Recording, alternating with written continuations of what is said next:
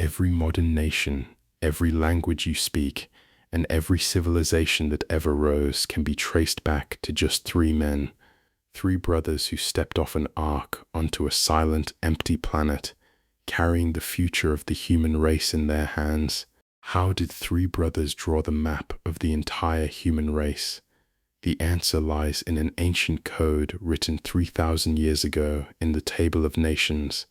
It is a historical blueprint that predicted the rise and fall of empires with terrifying accuracy, beginning at a single point of fracture, the Tower of Babel. When the tongues of humanity were suddenly confused, the ultimate migration began. The three sons of Noah, Shem, Ham, and Japheth, led their families in three different directions. They did not just wander, they marched toward preordained territories, dividing the continents and drawing the borders of the world we live in today. This is not a myth. It is the genetic, linguistic, and geographical foundation of human history, and its secrets are still written in your DNA. Where did they go? What empires did they build? And how does their legacy still shape our world today? Let us follow the paths of the three sons of Noah, starting with the brother who was promised the vast frontiers of the north, Japheth. In the blessing of Noah, a mysterious prophecy was spoken over the eldest son.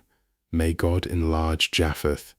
This prophecy of enlargement became a physical reality. Japheth's descendants migrated north and west, settling the vast territories of Europe, Asia Minor, and the Eurasian steppes. Among his 7 sons, the oldest was Gomer. Historically, Gomer's line is linked to the Cimmerians, nomadic horse warriors who ruled the plains north of the Black Sea. As Gomer's descendants migrated further west, they became the foundational tribes of Europe, known to history as the Galatians and the Celts. Japheth's second son was Magog. The Jewish historian Josephus explicitly identified Magog's descendants as the Scythians, fearless, nomadic archers. These fierce horsemen dominated the northern wilderness, keeping the great southern empires in a constant state of fear for centuries. Then came Javan, whose name is the direct Hebrew word for Greece. His sons settled the islands of the Aegean Sea and the coasts of the Mediterranean.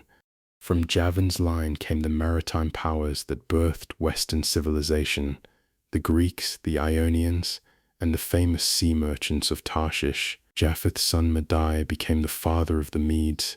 They settled the mountainous regions of modern-day Iran, eventually merging with the Persians. And from Meshesh and Tubal came the tribes that migrated further north, settling in the regions of modern Georgia and Russia, establishing the northernmost limits of the ancient world. True to the prophecy, Japheth was enlarged. His descendants conquered the cold frontiers and established the linguistic roots of the Indo-European languages. They laid the foundations of Western philosophy, military strategy, and global exploration, spreading their influence across the globe. But while Japheth's line was defined by horizontal expansion across the cold wilderness of the north, another brother's descendants were building the most powerful, technologically advanced, and terrifying empires of the ancient world. This was the destiny of Ham, the builders of the ancient sands. Ham's name in Hebrew means hot or sunburnt. His descendants migrated south, settling North Africa, the Nile Valley, Canaan, and parts of the Middle East. Among Ham's 4 sons, Mizraim is the direct name for Egypt. Historically, the Egyptians referred to their own fertile land as Kemet, the land of the black soil. Mizraim's line built the longest-lasting civilization in human history, a kingdom of unmatched architectural scale, mathematical precision, and military might. Ham's eldest son was Cush. His descendants migrated deep into East Africa, establishing the wealthy and powerful empires of Nubia and Ethiopia. These Kushite kingdoms were famous for their archers and their vast gold mines, challenging Egypt itself for regional dominance for thousands of years. Then came Canaan. His sons settled the fertile coast of the Levant, building the famous maritime trading cities of Tyre, Sidon, and Carthage. The Canaanites were highly advanced, but they became infamous for their extreme moral decay and dark religious practices, which eventually brought divine judgment upon their cities. Ham's fourth son, Put, settled North Africa, establishing the Libyan tribes that guarded the western borders of Egypt. But the most explosive chapter of Ham's line did not happen in Africa. It happened in Mesopotamia through a grandson of Ham named Nimrod. The Bible describes Nimrod as the world's first global tyrant, a mighty hunter before the Lord. He was a man of raw aggression and imperial ambition. Nimrod was the mastermind behind the Tower of Babel. He sought to unite humanity under a single global totalitarian empire built in direct rebellion against God. He sought to build a name for himself, establishing a template of imperial hubris that every dictator throughout human history would try to replicate. But his empire of pride was shattered. The tower fell, and the descendants of Ham were scattered across the southern sands. Ham's line was defined by monumental architecture, imperial ambition, and sudden dramatic collapses. They built the wonders of the ancient world, yet their greatest empires eventually crumbled into the very sand they arose from. But while the descendants of Ham and Japheth fought for physical expansion and worldly power, the third brother remained in the center, quietly preserving a sacred line that would change the spiritual destiny of the world. This was the path of Shem, the keepers of the covenant. Shem's name in Hebrew literally means name or renown. His descendants settled the center of the ancient world, Mesopotamia, the Arabian Peninsula, and the Levant. Among Shem's 5 sons, the oldest was Elam. His descendants settled southwest Persia, establishing the wealthy and resilient Elamite Empire. Shem's second son was Ashur. He founded the Assyrian Empire, building the legendary capital of Nineveh, which would eventually become the largest city in the world.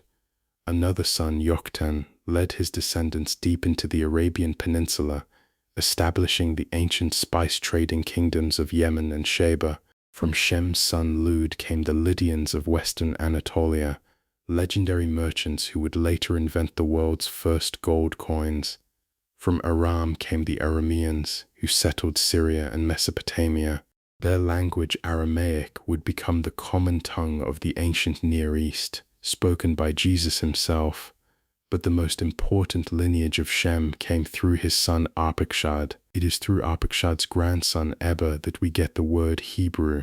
While other nations built towering ziggurats and massive armies, Eber's line chose a different path. They remained pastoralists, preserving the knowledge of the one true God. 10 generations after Shem, this sacred lineage produced Abraham. To Abraham, God made a promise that would mirror the blessing of Shem. In you all the families of the earth shall be blessed. Shem's lineage was not chosen for imperial dominance, but for spiritual preservation. While Ham built monuments of stone and Japheth conquered frontiers of land, Shem's descendants carried the ultimate promise, the lineage of the Messiah. From the tents of Shem came the 3 monotheistic religions that shape the modern world: Judaism, Christianity, and Islam. But how did these 3 ancient migrations, beginning in the shadow of Mount Ararat, shape the modern map of humanity? The answer is written in the very science of who we are, in our languages, our history, and our genetic code. Let us look at the final map of humanity. When we look at the modern world, we see a beautiful, complex mosaic of cultures. Yet scientists classify our languages into 3 major superfamilies. The Indo-European languages of Japheth cover Europe and India. The Afro-Asiatic languages of Ham span North Africa. The Semitic languages of Shem dominate the Middle East. The Table of Nations is not a primitive list of names. It is a highly sophisticated, historically accurate ethnographic map of the ancient world. Every name in Genesis 10 is verified by secular history, archaeology, and geography. Gomer, Javan, Mizraim, Ashur, they were real people who built real nations. In our modern world, we often divide ourselves by race, nationality, and language. We build walls of division and view each other as separate, isolated groups. But the Table of Nations reminds us of a profound, unifying truth. We are all branches of the exact same family tree. We are all brothers and sisters. We all carry the blood of Noah. We all trace our roots back to the mountain peaks of Ararat. When we look at the modern map of humanity, we are not looking at a random collection of evolved species. We are looking at a divine design, a map that was drawn thousands of years ago by a family that trusted the promise of a rainbow after the storm. We are the sons of Shem, Ham, and Japheth, and the map of our destiny is still being written. Where did they go? They went to build the world we live in today, and their story is our story. If you want to discover more hidden truths about our ancient foundations, subscribe to Kingdom Foundations. Leave a comment below. Which brother's path did your ancestors follow?